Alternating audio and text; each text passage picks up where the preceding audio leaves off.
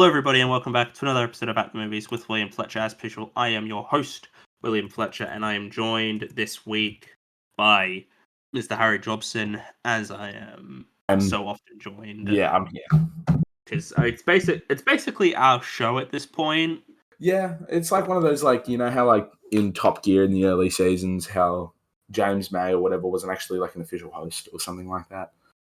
But he was just there, like, every single episode. And for this week's episode, we are talking about Clue.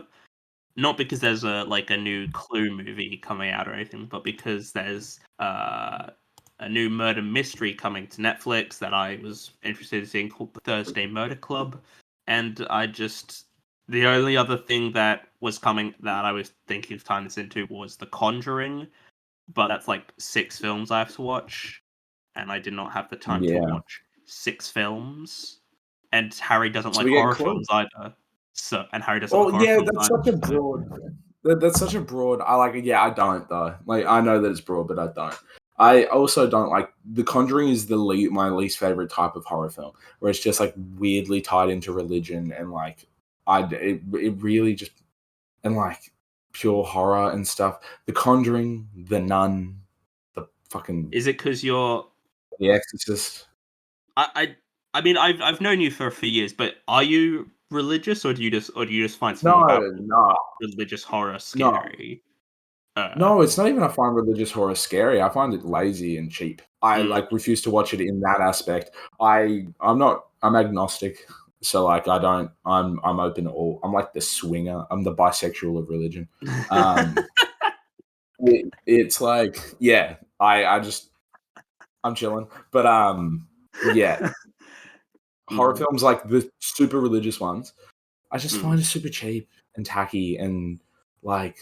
But when you can do a horror film that doesn't have to rely on either some form of mental illness or like weird cult religion tie, it's the same thing as like, I don't know, like super cheap sci-fi movies and stuff like that. I just find them so shit. But yeah, so we're talking about Clue this week, also because I hadn't seen it. So this was a good excuse to watch a film I've never seen before. Because that was why I started doing this show, was to talk about films that I'd never seen before. Like, that was the whole point of it. And now it's just sort of whatever we feel like. But there's only so many films, and especially good films that we haven't seen that are like worth talking about. Although I will say, Clue. William, I'm going to go first here. I loved this film so much. Like, it hit every single like check mark for me in what I love. It's like dark comedy. Yeah, I was gonna ask, had you seen this film before? Like, just to know, so I know. No, you hadn't seen this one before. Okay, just wanted to check. No, but I knew of it because like I like Christopher Lloyd, and I was like, I knew of like, he was in Clue, but I'd never seen Clue. But yeah.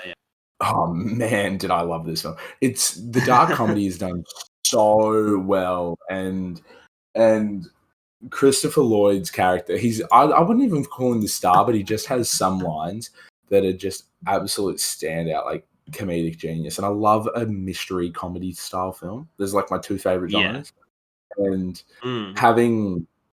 there's one specific line where because he works for like the UN.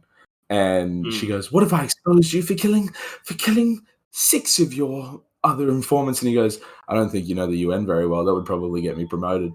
And I'm like, that is one of my favorite lines because it's so like, it's just so, and how scared they are of like socialism and how it's like the worst thing you can do, even worse than murder and like treason is like being a socialist. I really liked this film. I know. I mean, we in this country we call it Cluedo. Yeah, it's Cluedo here. Yeah, I don't know why we call it Cluedo exactly. It's like the same. It's probably like licensing because it's like why we call Where's Waldo, Where's Wally. Yeah, because I've always known it as Cluedo. Like, whenever I've played it, it's Cluedo. Apparently, the AI overview that Google has is saying Australia calls the game Cluedo because the name was combined in England, combining the word clue with the Latin word ludo, meaning I play. So it's not really that deep. It's just they combined a couple words to make a new word. Yeah, great. It is a great, like, it's a classic game though. Everyone sort of Yeah, knows, even if you've never played it, the yeah, the standard basis of Clue, like Cluedo. You can yeah. do the same thing with this game called Mafia, and it's like Among Us as well, or whatever. Like, there's Mm, been actual modern. It's weird how a game is like become can have impressions of it, mm. because like Cluedo is kind of the murder mystery game. Monopoly is the real estate game, that sort of stuff. Yeah, yeah. There's games that sort of define the sort of sub area of board games. Yeah, Um, subgenre. Yeah, I know you don't like the word Subgenre, genre, but yes. yeah, No, I don't mind the word genre. I get it's like the only word that I get. It's hot, like what I guess it's like the only word that you can be used to describe like board games. I guess because like all board games yeah. like the same medium, but I guess sort of different genres of board games. I was just having a look at the film, and it was directed by Jonathan Lynn, who the name does not stand out to me. I do not recognize his name. But he apparently directed the film My Cousin Vinny, which I watched fairly recently, and I actually quite enjoyed that film. The Whole Nine Yards, which I don't know why, but that just screams of a movie you're a fan of for some reason. I don't know The why. whole. Sorry, which one? The Whole Nine Yards. I don't know why that just Oh screams of a yeah, film you're a fan of for some reason. I don't even know what it is, but just that title just makes me think, yeah, that's the kind of film Harry likes. And yeah, he also created the story along with John Landis. So this film, I really one thing I really loved about this is that they just embraced the game. Like they've all got names, it's Colonel Mustard, Mrs. Peacock, Mr. Green, Professor Plump. Like they incorporate that. fucking Mr. Body. His name's Mr. Body. Oh, like, come on. And then there's like the fight. The was it, no, it's six weapons, isn't it? There's like six weapons in Cluedo. It's Or is it- the candlestick, the rope, the Yep, gun. yep, Well, yeah. The wrench, the yep, steel bar, yeah. and Well, lead pipe, but yeah, it's the same the thing. lead pipe. Yeah, the lead pipe. What? Yeah, and then what's the other weapon? The knife, the dagger. Yeah. So So six. that's Yeah. and I really like that this film it just embrace. I like when films just embrace being silly and like because Oh, that's what I I'm just love films doing. I just like fun. I like it when films are fun, you and know. I will. And this I'll film I'll is say this. undeniable fun. Yeah, and I'll say this is as a pretty. I'm gonna probably say yeah, like pretty big statement, but this is Tim Curry's like best film I've ever seen him in. This is his role in this is so built for him. It is insane. It's like Mm, he's just like he looks exactly like the Butler character. Like should he so embodies mm, this character and the form of like having this be a really on the nose comedy. Like a lot of Christopher Lloyd is like his character is insane and yeah. like it's just kind of Christopher Lloyd. But yeah, just the whole like the spoilers, but this film came out in the 80s. But the multiple endings is so mm, like good when he's running through each scenario is my yeah. one of my favorite sequences as of late that I've seen when he's like Yeah. going through and everyone's telling him to hurry up. Yeah. He's yeah, I mean to get into the cast, I think Tim Curry I think is phenomenal. I think he's one of my like he's a great actor. He's always a delight to see. And he's just got like such a unique voice as well that like he just works. Like he is just always. It's always great to see Tim Curry in things. He's phenomenal. And I also like I found that that entire end sequence was the front of the start of the film was good. I found it felt a Mm. little slow to begin with though. but I understand that that's sort of the point of the game. Um, Mm. is that it's like a dinner, but yeah, I liked a lot of how like the red herring stuff, where he's like, no, it's just a red herring, and Mm. I Yeah. thought that was quite funny. Well, of course, it's obvious, you idiots. Like that's a lot of the dark comedy that's brought through in this film is Yeah. why I loved it so much. Although I do think it's just a really solid murder mystery. I feel like it lends itself really similar to Glass Onion, and that's because this film kind of was the benchmark of like. I mean, it's rated quite highly. It's reviewed quite well, but it's also like Mm. one of the classic murder mysteries ever. And You don't really get things like murder the mysteries long, as much now. I feel like it yeah. were like a bigger deal in like the 70s and that. But I Um, like how this one doesn't really focus too much on the murder part of it. It's more on the mm, dynamic between the different characters. The yeah. murders are like what drives the plot forward, but it's not like Mm, some gruesome murdery. Like you don't actually ever see anyone get killed. You just sort of see their dead yeah. body. I think that's really well done, and it's not really crude either. Like I think the grossest thing is the stabbing, is like the Mm, stab wound or whatever, and mm, like there's no like heads chopped off. It's not overdoing it in one core aspect. It's just focusing yeah. on like the dialogue between the characters, which again is like quintessentially the game. But it's Mm, similar to what the Knives Out and Glass Onion films do. How it's more about like the yeah. situation and the dialogue, and less about like how grisly can we try to make it as well, just to like add that horror factor in, so that like alternate people are going to like it. I don't know. It's just I find it very when films like overly do gore for no reason. And I'm just really Mm. glad that this one doesn't. It's just very toned down, but really well done. I will say really like the cast in this film. It's a really great ensemble of like character actors. Like Oh, they're all really there's no weak link in the cast. Like they're all there, they're all playing their roles right. You know, they're all having fun.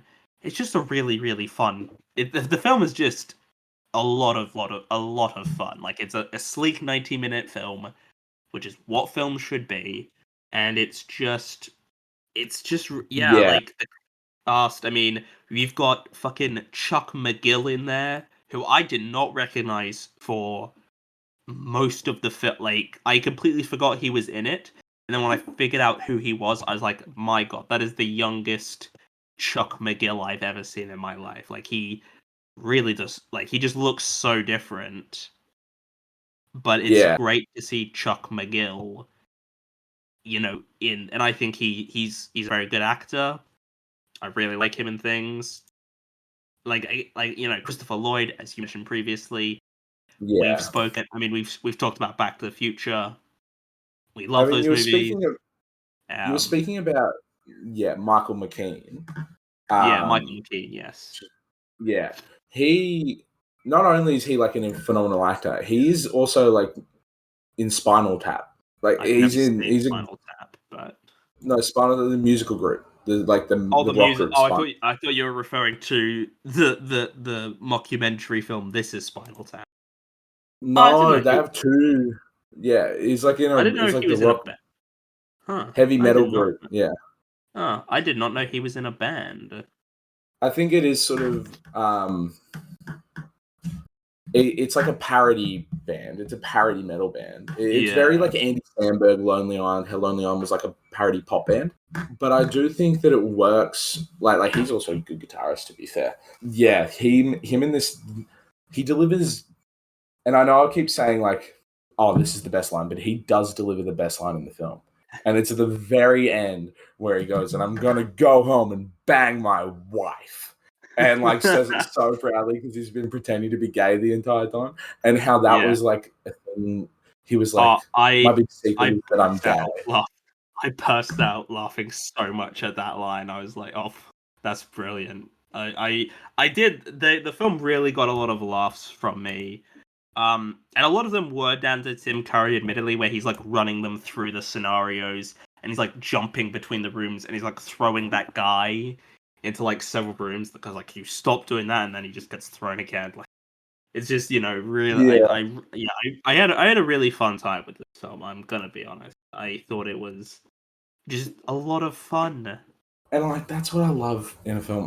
A film should be no, it doesn't have to exclusively be, but it should be fun. You should want to like, you should enjoy watching it. And I think mysteries a lot of the time are, whether it's in a more sort of like fun in like a genuinely serious way, or fun in the way where it's like the camera work is really important to make this feel as slapstick as it can, especially Mm, when they're holding like the note. So this not only is the soundtrack, the score to this film, incredibly mm, board gamey. It doesn't feel like a video game, but it's definitely game show gamey. But it's also like a lot of the long holding on like the weapons that they show, where it just like does the really slow reveal the weapons, or like when they hold looks, when they're all looking in like the dark and only their eyes are illuminated, and stuff like that, gunshot, and then he goes, and no, it went into this vase over here, and he just does it incredibly quickly.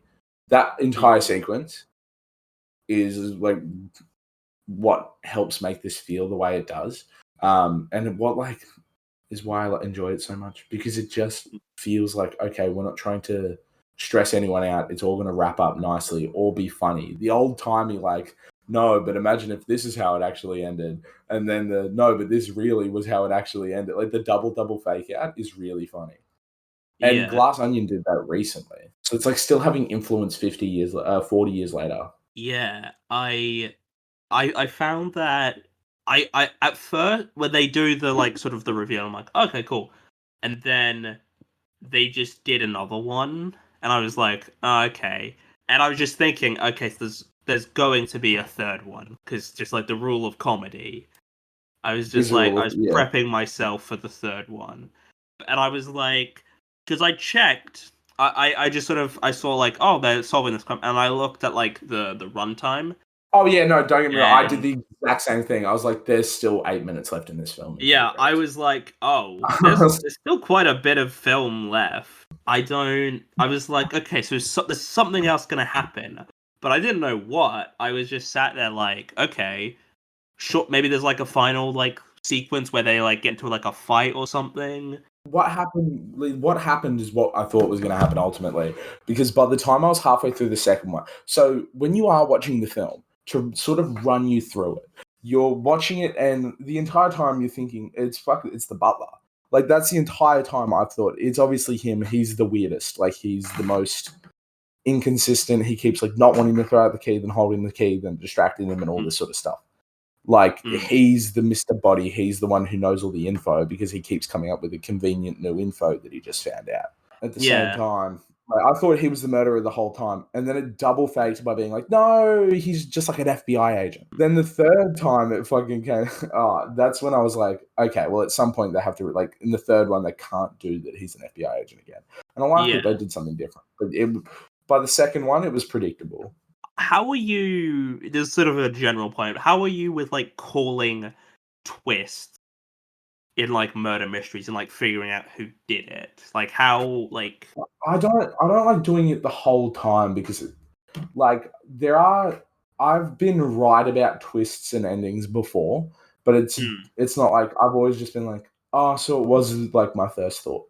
But at the same mm, time, it's like I still enjoy the movie just as much, but I don't like trying to call it. I feel like then you're just overanalyzing every little thing. I like when you watch something through, you get to the end of the film and you go, next time I watch mm, that, it's going to be completely different for me, instead of yeah, trying to get it straight away and being like, oh, I want like you're robbing yourself of being like, oh, so like I didn't even notice that. You know what I mean?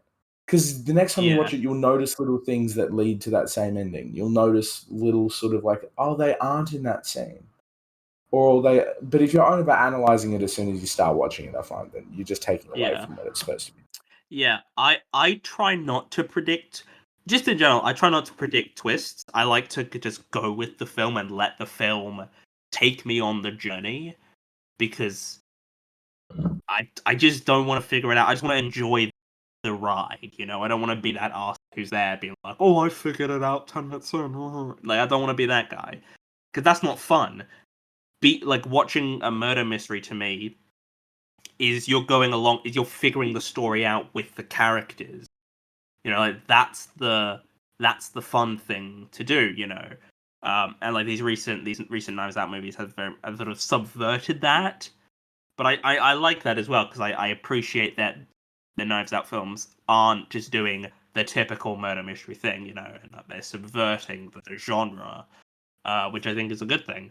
So, generally speaking, I try not to predict twists and reveals like that when I'm watching a movie because I just want to enjoy the movie, you know. And if I do predict it, it's generally speaking because the film has made it so abundantly obvious and clear what's going to happen that I just am like, oh, okay, so this is what's happening. And then I'm just like, why should I care about this movie? Because I know the ending already. Like, Yeah, no, I'm the exact same.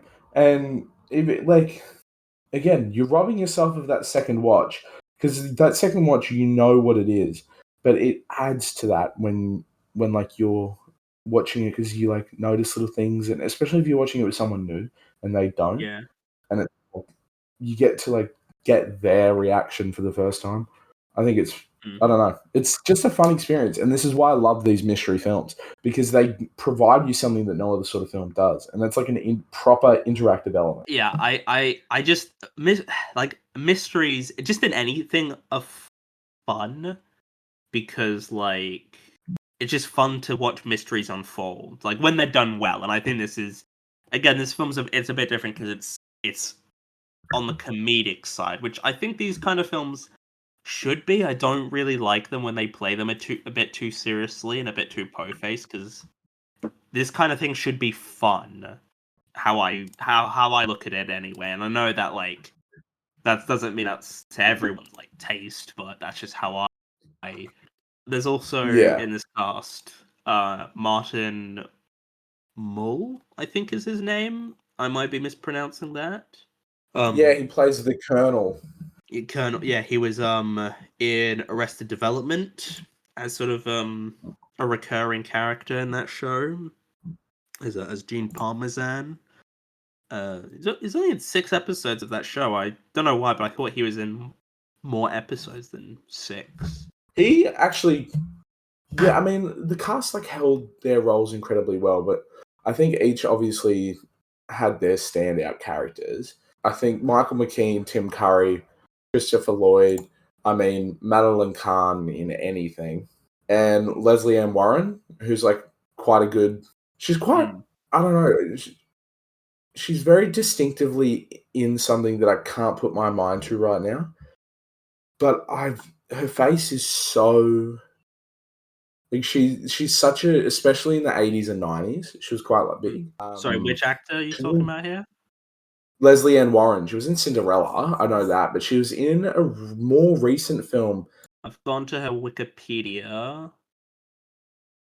She was in Jobs, the 2013 Steve Jobs film. Yeah. I'm just gonna check the specific film that I'm thinking of. She was apparently in a couple episodes of Community. No, yeah.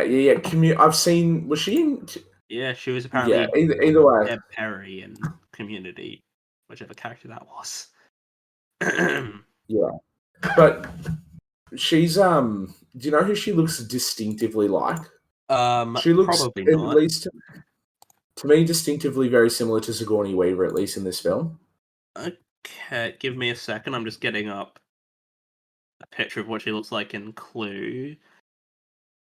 Oh, is that? Oh, is this the woman I thought? I thought she was. This was Susan Sarandon at first. Oh, to me, she looks like Sigourney Weaver in the film Paul. You know Paul with Seth Rogen? Is that Seth Rogen? Is that not Simon? Is that not a Simon Pegg film called Paul? Or Yeah, no, Seth Rogen's the alien. Seth Rogen is Paul. It's Simon Pegg and Nick Frost. oh, They're the two yeah, no, it's main. yeah Pegg and oh, I didn't know Seth Rogen was the alien in that. Oh right, but yeah, to But me yeah, she no, looked. I thought that she was Susan Sarandon for the longest time, and I'm like, oh, and it's like, oh no, that's not her. yeah, she looks incredibly similar. She also does a really great job as well. I think again, and that's the core cast. They hold together their performances fit this film so well because they play them quite deadpan. The only one that I feel like isn't nearly as deadpan and like into the film as everyone else is Christopher Lloyd's character, and I think that's just because he like it's so hard for me to disassociate him from like a mad scientist, and he plays like a Yeah. nutty like I think therapist in or like I psychoanalyst, isn't yeah. he? I love Christopher Lloyd, but he does kind of do a lot of the same things in pretty much every film I've seen him in, and there's nothing, like, wrong with that, obviously, because he's very, very good at that. I do love Christopher. I mean, we've talked about Christopher Lloyd. We're both big fans of Christopher Yeah. Lloyd, and, he's always great to show up. It's always great when he shows up in something. I one thing I did notice, and I don't really want to touch on this for too long because it'll just seem weird, but there's, like, the maid, and Oh, the outfit is atrocious. I was like, "My god, what are we doing here, guys?" I was like, "Jesus But I Christ, think that's that's the point. It's so yeah, like it's such a decrepit old Clue mansion. They're all in like their kind of outfits, like Miss Peacock, and they all look like their characters in the original Clue board game. And yeah, the like the maid is the exact same. She's wearing the start of a porn video maid outfit. She's yeah." It wearing I was like I was watch yeah, I slutty was maid watching on it. Halloween. Yeah, I sort of like look away from it and I look back, and there's just this maid with just the most ridiculous, like, revealing outfit I've ever seen, or like a maid outfit. I'm like, "My god." And I'm like, "Okay, that's surely got to be some weird joke. Like, there's no way that's not on purpose." But it was completely out of nowhere. Yeah, I don't know. There's not really that much to dig into with this film, really, beyond the fact that it's just really fun. I'm a big fan of films where characters are trapped together in like one Yeah, location. Films like The Thing, for example, I think like that's a phenomenal film. And there's just some like films that can work as plays I really like for some reason, even though I'm not like a big theater person.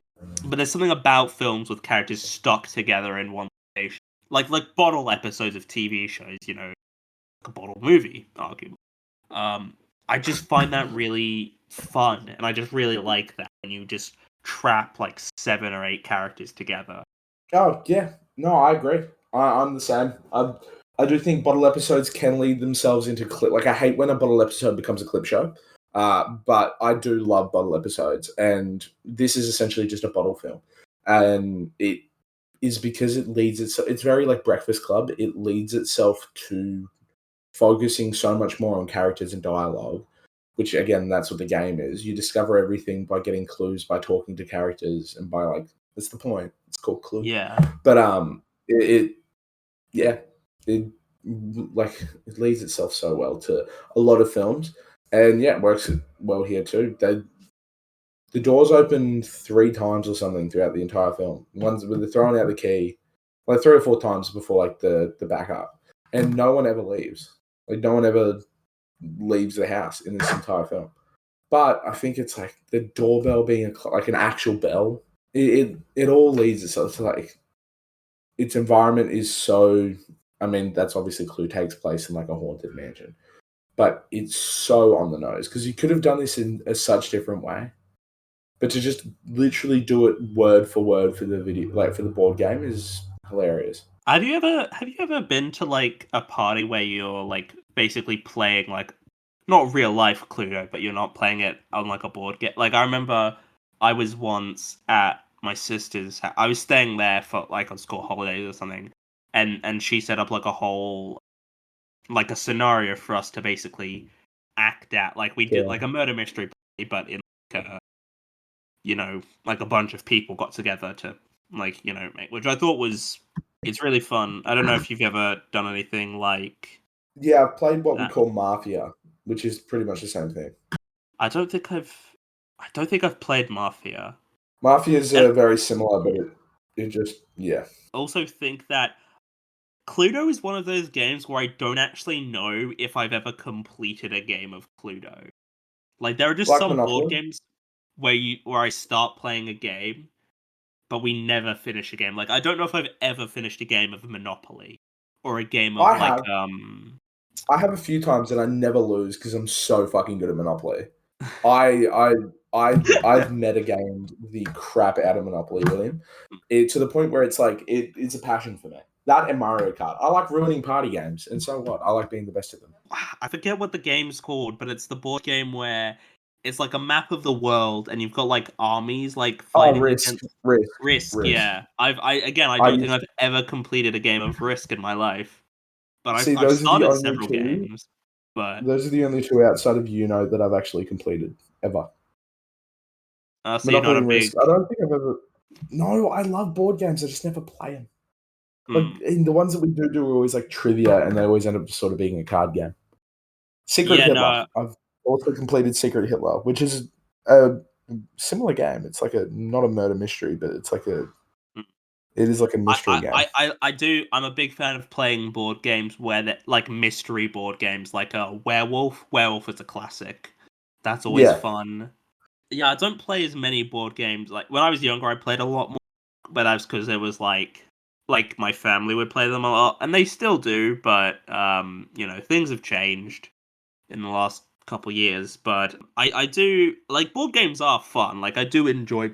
I remember like one of my last days of school for like the term in high school. We just played like the last class. We just played like board games basically. We just picked a board game and we just played it for the it was like a 70-minute lesson. It was like there's literally nothing to do. There's like five of us here. Let's just play a board game. And we did. It was great. I I see these videos all the time where people they're like playing board games and then they're like getting annoyed because people aren't making their next turn. Like they're not like it's their Oh, turn, but they're like absolutely. and I'm gonna be honest, there are a lot of things that a lot of people do that really frustrate me. Like when we're watching a movie, unless it's a movie we've seen, don't talk during the movie. I definitely I mean we talked about this last week. No Country for Old Men, I think I mentioned in that episode. I think I left it in the edit, where a woman in like the row in front of me just was on her phone texting someone, and then at like the end of the movie was just like, "Fuck was that?" And I'm like, Yeah. like, It's like, no, look, you've done this to yourself. yeah, it's like, look, if you're at home, because sometimes I'll be at home and I put a movie on, and then I just can't watch it, and I'm just like, I'm not in the mood for this, so I pause it, and I'm like, I can't focus on this. But if I'm going out to the cinema, I've gone out to the cinema to see a movie. I'm gonna give it my full attention, regardless of if it's a Yeah. good movie or not. Because sometimes there are some bad movies, but it's like, and I'm not the kind to walk out of a movie halfway through because I'm like, I've paid the money for this. I'm gonna have to just deal with it. So every now and again, you don't see some good movies in the cinema, but it's like I don't want to just walk out because you know, and like Well, what would you give the murder movie? mysteries to me are like I murder mysteries to me are the kind of films that reward like the audience paying attention. Um, Yeah. in the sort of sense of like like because like bad mysteries, and films with plot twists and everything, they don't work when there is no like because you should be able to figure it out, which is the sign of a good mystery.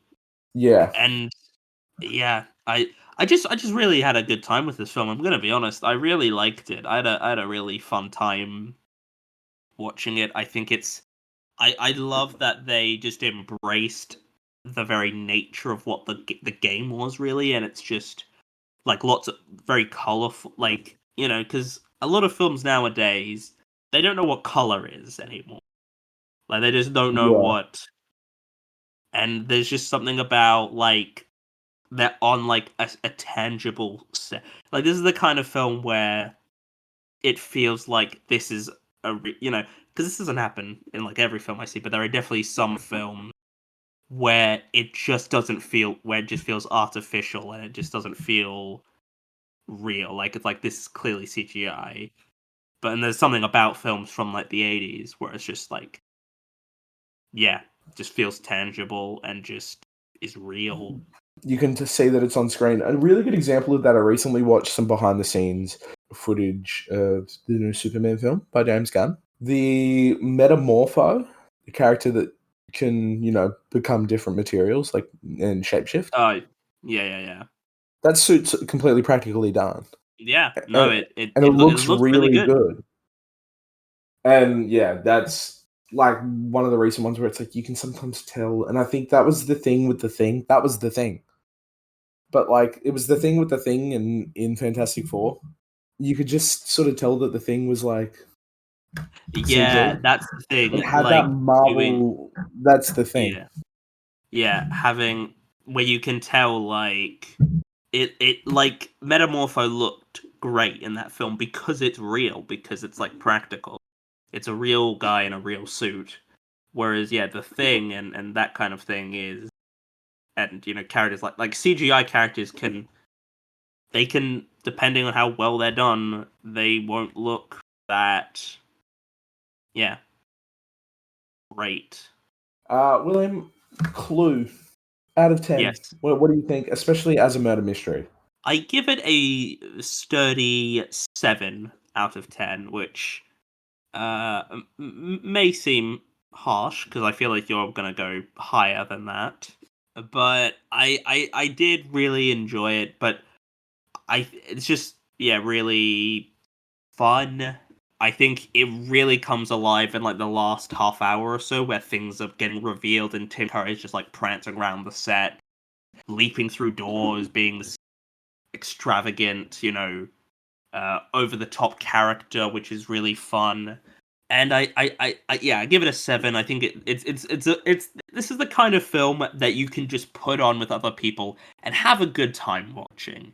It's not the deepest thing. There's not like massively great pieces of analysis you can take from it. It's not really saying much of anything really, but No. it's just the kind of film you can put on at a party and just have a good time with.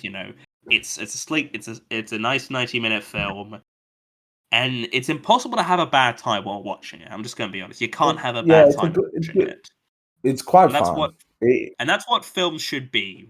Not all the time, but I think some films should be more fun than they actually are, and just embrace being fun. And and and that's what Clue I've heard does about that the for me. and that's what I've heard about the new Naked Gun, and that's what I'm excited about. But yeah, no, William, I agree. I give it a 7 as well. I was thinking like Mm, 7.5, 7.5. But like it is incredibly fun, but it's the same as what you're saying. It really doesn't have much to say. There's no real like you've got to be in an incredibly specific mood because a lot of the time people watch a film based on what mood they're into, right? And yeah. I'm more often than not into wanting to laugh. Mm, I love watching stand-up comedies as well. I think they're an art, like comedy special is an art within itself.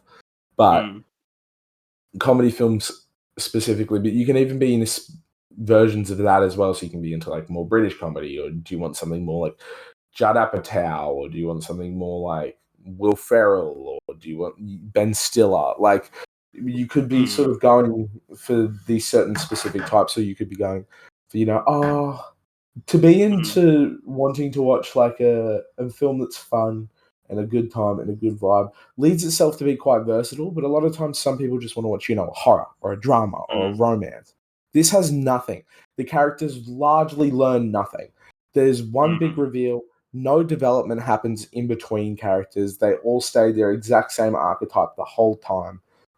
And that's completely fine because they're characters of a board game. But mm, I do think that it leaves it feeling just a little empty, just a little mm, bit like I didn't really watch anything happen. I just watched a bunch of people but at the same time, incredibly fun. Like it's an incredibly fun way to spend it. Again, it's a 90 minutes. It's give plus half time. It's the same length as a game of footy. It is not that long. An hour and a half, 20th of your day. So I really don't think it's like if this was a 3-hour film, I wouldn't be telling people to watch it. mm, And I think that's another thing as well. But like a 7, 7.5, because I just do think that what it does so well. Like it's dark mm, comedy and set design specifically is like I've never seen a revolver. Like I've never seen a gun look more like a gun. You know what I mm. mean? Like that could be a Yeah. real gun on set. But the hidden trap doors is such like a fun concept. The fact that like neither one wants to go. The fact that they all get stuck in skinny pathways where it's like they all get into situations where one could kill the other. I do Mm, kind of like the idea of I honestly, I'm not gonna lie, I prefer the first and second ending to the third. I do like the mm, third because it does give you the closure of, like, the butler being the one who did it, but mm. I just love the whole and, like, "I'm gonna go home and bang my wife." That's a Like, great line to end the film. does he say bang my wife or see my wife? I Hug my feel wife? I like don't know. it's something about his wife, yeah. Let me see if I can find Yeah. it. I'm gonna go home to my wife. And, like, even just to my wife, the way he says wife with, like, so much, like, "Yeah, you Mm, all thought I was gay," is so yeah. funny. And it honestly only gets better with age, but, Mm. yeah, 7, 7.5. But I Um, like the that first 2 endings. I liked them sort of I like the idea mm, that none of them did I like the idea that it was, like, only 1 or 2 of them that did it. Like, mm. Mr., Body not actually being dead, and then it was one of the other ones. It's I found it here. He says they all did it, but if you want to know who killed Mr. Body, I did in the hall revolver. Okay, Chief, take him away. I'm gonna go home and sleep with my wife. So we Yeah, were, sleep with my but the pause he does before where he goes, "And sleep with my wife." Like, he's very so and that, like, plays to the role, but just the inflection that he uses when he says it, he's so proud of himself, and it lends itself to the character so much. I don't know. I think it's just really well done. The fact that it does, like, it is instinctively 80s, again, the fact that they're all like, "You're gay? yeah. What?" mm. And yeah, the That's whole it's worse like than that's worse than the fact that I killed 6 people and fucking slept yeah, with or sexually assaulted one of my clients. yeah, and then there's like the socialism stuff where they're like socialism. My wife, she had a friend who was a socialist. What? Yeah, That's so un-American. And it's like yeah, socialism was a bad thing. Is a bad idea apparently. but Um, yeah. yeah, yeah, it's good. Go watch it if you haven't seen it. And yeah, we're tying this into the release of the Thursday Murder Club, which is out on the Netflix this week. Um, Based on a book by Richard Osman, who I am a fan of to a degree. You're a Taskmaster fan, so I'm quite a large will taskmaster. Yeah. you would have seen Richard Osman on that show, I presume. Yeah. Yeah, I do think that I mean, I haven't actually read the book. I'm not nearly as much of a reader as I wish I was, but Mm. yeah, it if the comedy's there, And I mean, doesn't even need to be do you know who's in the film or? not at the I actually haven't seen anything about it, to be honest. Not until Yeah. you initially mentioned it to me. Well, it's been some people have already seen it. It's got an 87% on Rotten Tomatoes and a 58% on Metacritic. And a 2 out of So, 5 on the Independent. directed by Chris Columbus, who did Home Alone. He did Mrs. Doubtfire, the first two Harry Potter films. So Was a this is gonna writer be on the whimsical as Goonies. fuck. Yeah, I guess it's gonna be a little bit of some fun.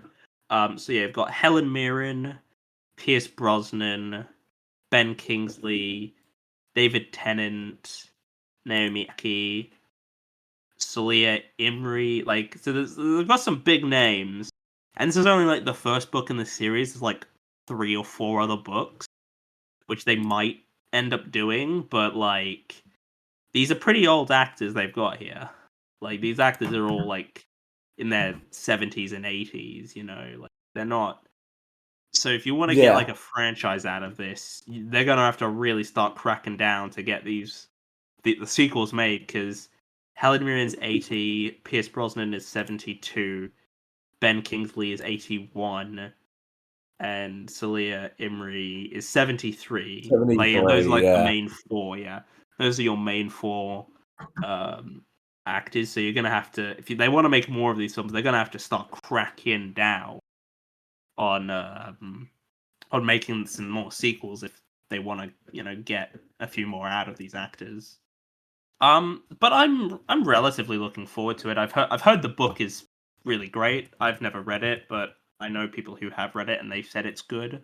So I can believe it is good because it's a well regarded book, I believe. I mean, Yeah, they made a whole series out of it, so they've got what 4 books, for, and there's a 5th one on the way. So it's like they're clearly popular books. So I can believe I think it. I hope it'll be good. I mean, I hope all films are good. To be honest, when I see a film, I hope it's good. But I like the people they've got involved. Steven Spielberg is a producer on the film, which is interesting. But yeah, I yeah, we'll talk about it in the review of the year episode because we'll have seen it by then. But it is coming out on Netflix, which isn't like the most ideal thing because Netflix is the greatest platform for films. yeah. I hate Netflix. I just hate it. I hate streaming services. I hate streaming services and the fact that they are producing films. It just, Well, a lot of what goes on to yeah. streaming is just stuff you're not gonna watch again, or it's like you enjoy it in the moment, and then you don't remember it. And that's not true for all streaming movies. There are good films that go Glass on Onion. streaming, Glass Onion but is one that was mentioned that was a Netflix original, and I love that film. But like, yeah, they should have kept it in cinemas for longer than a week. Like yeah, that's that outrageous. was insane. That was an I insane still I choice. still watched it in cinema, but that's because not because I wanted to see it early, but because I just love watching films in cinema. Yeah, I mean, watch cinema is the best place to watch films. But yeah, we'll talk about Thursday Murder Club in the review of the year episode. Harry, are there any final things you would like to say before I wrap this up? I am going to go home and sleep with my wife. That's my last word. And then I'm gonna go home and I'm gonna sleep with your wife. That's Oh man. No, I'm gonna have to kill you now. That's the point. yeah, That's the that's bit. scary. But thank you all for listening. Episode 196, I think this is. Ooh. So yeah, episode 200 is currently slated for September. Things might change and it might be pushed back a week, but it's yeah, Harry will be on for that one. So if you like Harry, he'll be there. If you don't, Um, then fuck off. No, then yeah, sorry. just no, Harry. I want people to listen to. It's gonna be a big one. People are gonna listen to it. It's gonna be like a big callback episode, and we just Yeah. reference the previous 199 episodes. We're gonna talk about all of them. We're gonna have I'm gonna like talk about exclusively Bullet Train the entire episode. but that's in near the sort of end of September. So I hope you check that one out. Like even if you skip the next few weeks, tune in for that one because it's a big milestone for the podcast. But yeah, thank you all for listening. I hope you've enjoyed, and I'll see you all in the next one. Goodbye.